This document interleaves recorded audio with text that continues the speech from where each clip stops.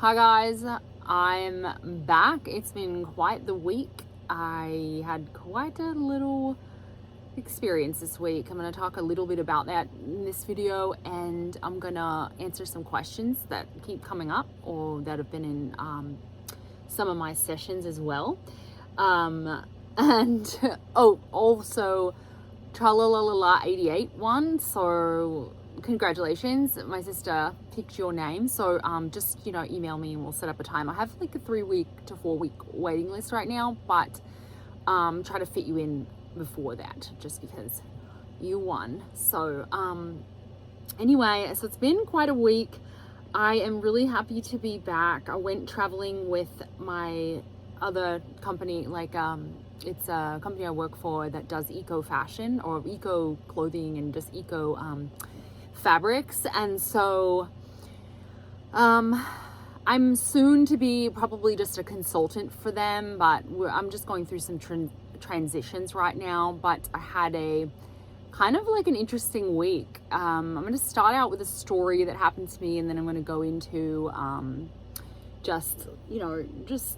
some questions and answers, or answers to some questions that keep coming up in coaching sessions and things like that. I might even bring out the whiteboard. I don't even know, but we might need to use it. So anyway, the other thing I was going to say was I also filmed a video this week about my sort of thoughts, just like my feelings and thoughts and things that I'm going through, and almost like having some sort of existential crisis in a way. Like I was really reviewing my life and thinking about the things I really want, and there's some things that I actually created in my life that I may not want anymore. So I know we're always up leveling, and it's everyone goes through that, and sometimes it can be a trying process to figure out like you finally that you don't want something that you spent time creating. So that's kind of like what I was going through. If you guys want to see that video, I might post it if you really want to see it, but you've got to let me know. Just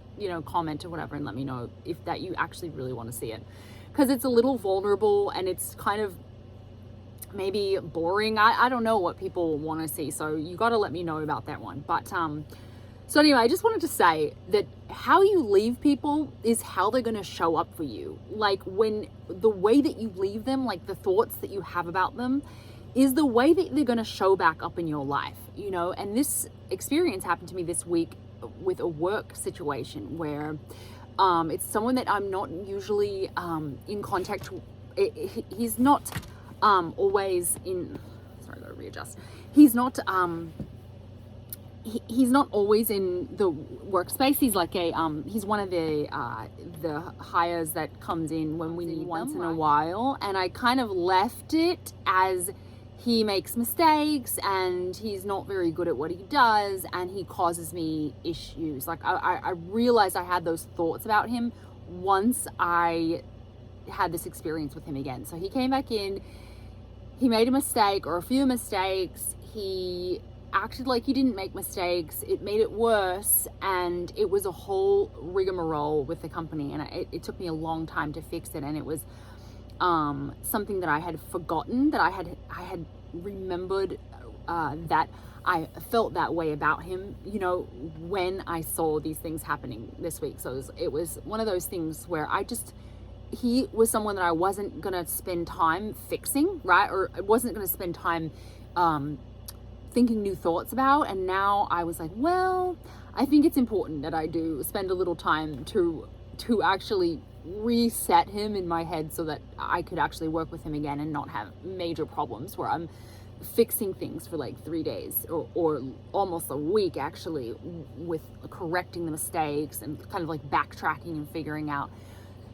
So the point is, I hope this can be a lesson to you guys. The way you leave someone is the way they're going to show back up. If you don't see them for a while or whatever, the thoughts you have about them are going to be pushed out. You pushed out, and they're going to be exactly the way you left them, right? So you don't have to spend the time changing everyone, but if you're going to interact with someone regularly, then it's a good idea, right? You want to change the things that come in that just don't feel good, right, to experience. So anyway, that was my lesson this week. And and then, yeah, just going through my own like trials and tribulations, kind of my own contemplations on what I want to be doing with my life. So it's kind of like a, a contemplative week. So anyway, on to the questions and answers. Well, Q&A.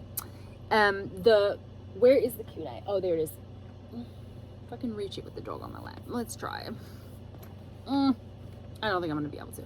Anyway, it's on the floor. So I do remember it though. So the first one that I wanted to discuss is rejection. Okay, it's kind of a two-part question. It's a really good question, and I get it kind of a lot. You know, it came up in coaching, and it's something that there's actually two parts to the question. One of the questions was, how come he said, or he rejected me or ghosted me, but I wasn't thinking he was gonna ghost me, right? Like that wasn't the exact thought that was in that person's head, right? But he in fact ghosted or rejected, you know, said, I think the exact thing that happened was he said, I don't want to be in a relationship right now, or something to that effect, right? Or I'm not ready for that, I want to be single, I need my space, or something like that, right? And then another person was like saying, I didn't say that they were going to ghost me, but they just ghosted me. So what I wanted to bring up was, there's a lot of different thoughts. It's not so I guess I'll say it like this. It's not a one-to-one correlation, if that makes sense, right? Like you're not always getting exactly what your thoughts are, right? So you could have a thought about being not very pretty, or feeling like they are probably better than you, or you could think in your mind, relationships are kind of goofy, like, no, these guys don't really like serious relationships anymore, no one's looking for a serious relationship anymore, I wonder if this guy even likes me in that way. You know, all of these thoughts that don't one-to-one translate into ghosting. It wasn't the exact thought, is what I'm trying to say. Like you may not have thought like exactly, oh, I think he's gonna ghost me, right? No, I don't know if anyone has that thought, right? Or maybe you do have that, but in a lot of cases you wouldn't exactly have that thought. It'd be a series of other thoughts, right? So it's something to be aware of, and so that you can catch this erroneous thinking in no matter what shape or form it's coming in, right? And a lot of these thoughts can be unconscious too, which is a little tricky. But yeah, so that's quite interesting when that happens, and people ask me, oh, you know, I wasn't thinking he was going to ghost me, I wasn't thinking that he wanted to be single, but any kind of thought like I'm not good enough, or I don't feel like relationships really work out for me, or I've never really been chosen, or I don't feel like people value me, anything like that. Those are more self-concept ones, right? But anything along those lines can lead to a number of actions, right? A number of things that other person can push out, right? Like, I don't want to talk to you anymore. Hey, I found another girl. I'm, want to be single, or just plain old ghosting, right? Not even saying anything, kind of just disappearing, So yeah, that's the first question. It's like not a one-to-one correlation, right? It's but it's good to trace it back, and it is correlated, right? You can see the correlation once you figure out what the thoughts were that you were having, and so that you can change them, right? So the other thing, which is the second part to this question, is about rejection. I got a question. I keep getting questions like, how do I deal with rejection? What do I do when this happens? And there's all these rejection questions. And I just wanted to tell you, and this might be mind-blowing, but I'm going to say it anyway. There is no rejection. It's actually not real. Rejection doesn't exist. Okay? I'm going to say it again. Rejection doesn't exist. It's simply and merely a reflection, right? It's not rejection. I made this up earlier when I was thinking about this video. It's not rejection, it's reflection. Okay, so that's like my new tagline now. I'm just kidding, but I mean, that's a good one, right? It's not rejection. It's never rejection. They are just reflecting your thoughts. So how could it be how could you ever be rejected?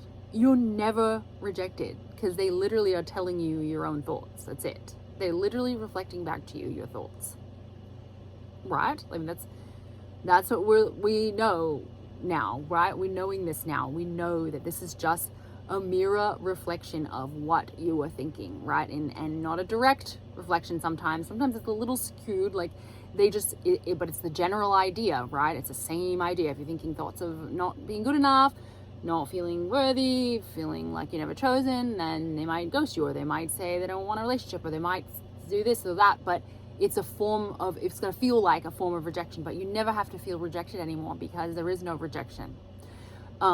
It's literally just information. You can just look at it as information.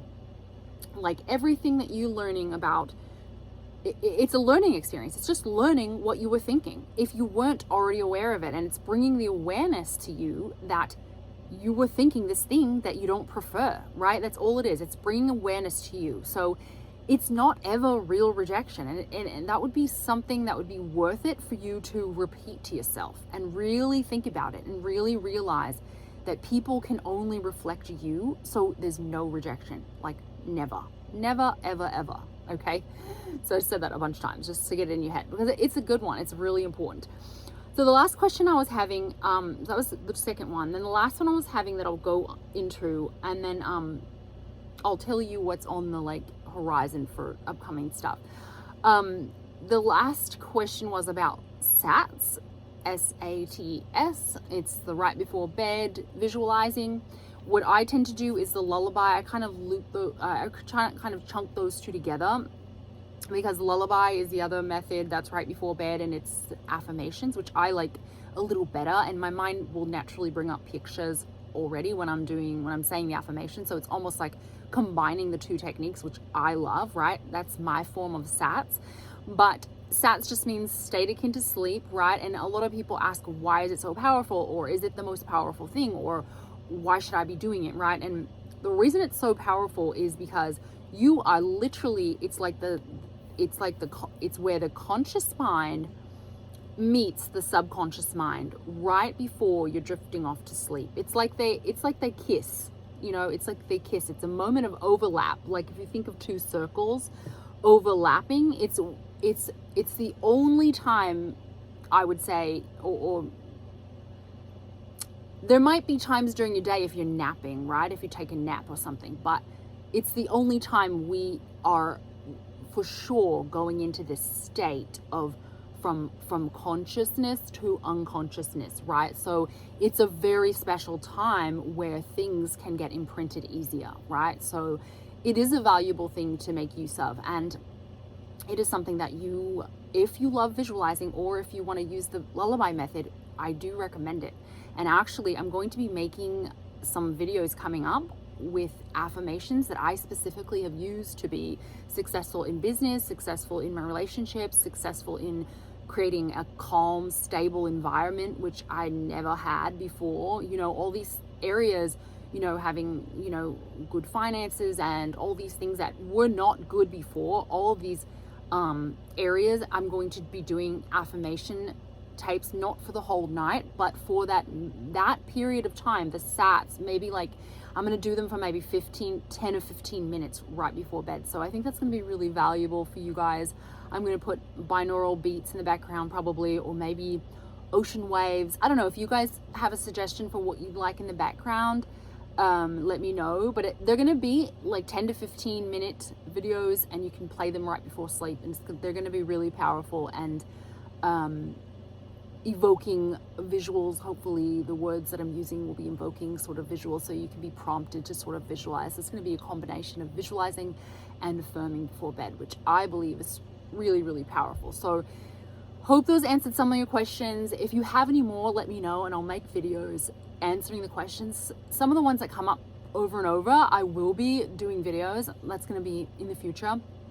If you guys want to see the video I made during this week, let me know. I'm a little self-conscious about it, I must admit, but it might be a good learning video. I'm not sure. So anyway, I really appreciate you guys. I love having you here. I love your comments. You always make me laugh, and I want to just say I admire you guys just like I admired me for changing my life. And I really do truly admire you guys, and you should admire yourselves too, and really commend yourselves for learning this stuff and doing it. And it's not always easy, right? It can be hard sometimes. I know I cried a lot along this journey, you know, switching your paradigm from your way of thinking that you've been thinking for such a long time to this new way of viewing the world can be a trying thing sometimes, right? When it's not always a smooth ride, but you're doing the best you can, and just give yourself grace, and I'll see you next time. Bye guys. Oh yeah, like, subscribe, do all the things. If you love Neville, changing your life, transformation, and my unique perspective, stick around. I'd love to have you. Bye guys.